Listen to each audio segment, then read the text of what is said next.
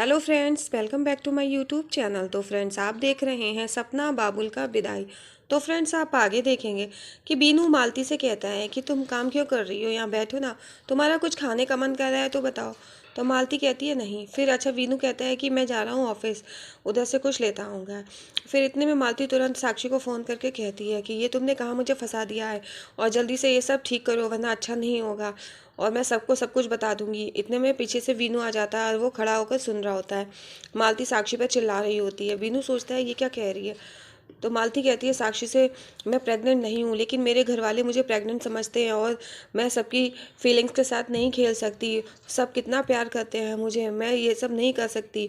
और साक्षी कहती है तुम्हें करना पड़ेगा। तो बीनू ये सब सुन लेता है और बीनू सोचता है रागनी सही कह रही थी कि ये मालती प्रेग्नेंट नहीं है।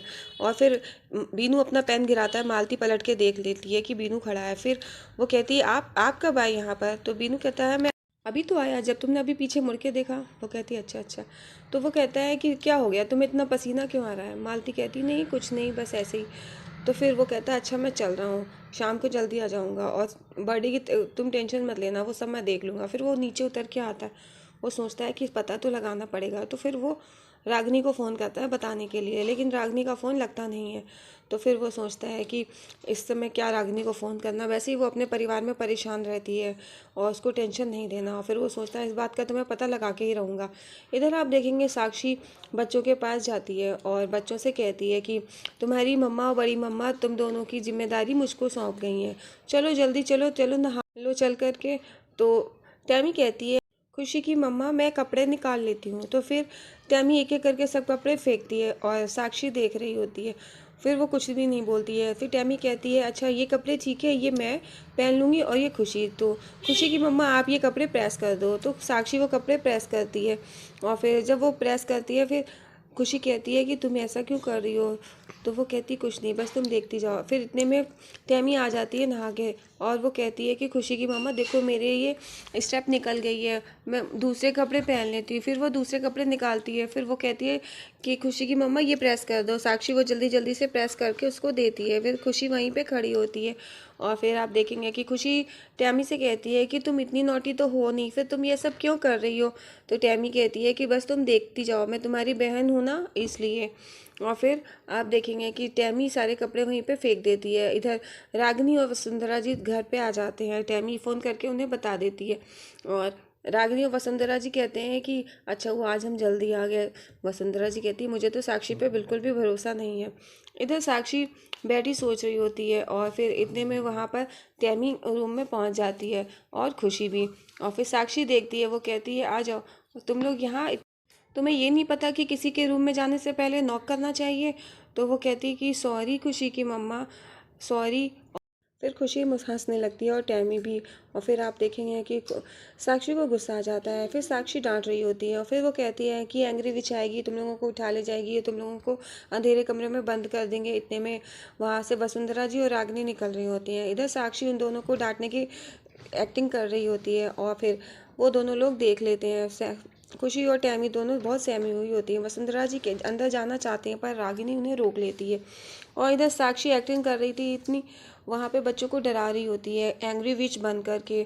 और फिर वसुंधरा जी को रागिनी रोकती है। वो कहती है हमें साक्षी को थोड़ा और समय देना चाहिए।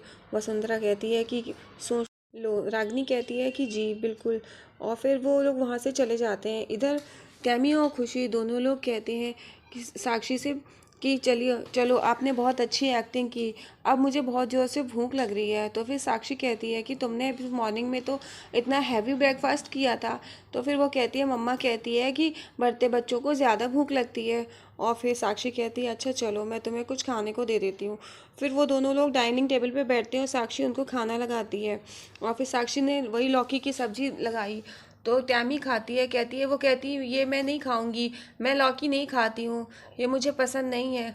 तो फिर साक्षी कहती है कि खाने में तो यही है, फिर मैं क्या लाऊं। फिर वो रागनी के बने कोफ्ते लाकर खिलाती है तो वो बड़े मन से खाने लगती है टैमी। और साक्षी कहती है कि अब ये कैसे हैं। तो वो कहती है ये तो बहुत अच्छे हैं। तो इधर वसुंधरा रागिनी से कहती है कि देखो तुम्हारे बनाए हुए बच्चों को कितने अच्छे लग रहे हैं। तो साक्षी कहती है ये भी लौकी से बने हुए हैं, तुम्हें पता है, और ये तो तुम्हें बहुत अच्छे लग रहे हैं। तो टैमी उसको उगल देती है, वो कहती छी मैं नहीं खाती लौकी, लौकी क्यों दे दी मुझे, मैं नहीं खाती। और फिर वो वहीं पे कह देती है ये ले जाओ यहाँ से। अब साक्षी कहती है अब क्या ला कर दूँ, यहाँ पे कुछ भी नहीं है। तो टैमी कहती है कि मुझे आप बिस्किट ही दे दो। तो साक्षी कहती है ठीक है, बिस्किट ही खाना था, मुझे पहले ही बता देती। और वो बिस्किट का डिब्बा ला करके वहाँ पे रख देती है। वह कहती है ये लो तुम खा लो। और वसुंधरा जी कहती हैं कि लंच के टाइम पे बिस्किट कौन देता है, ये क्या कर रही है साक्षी।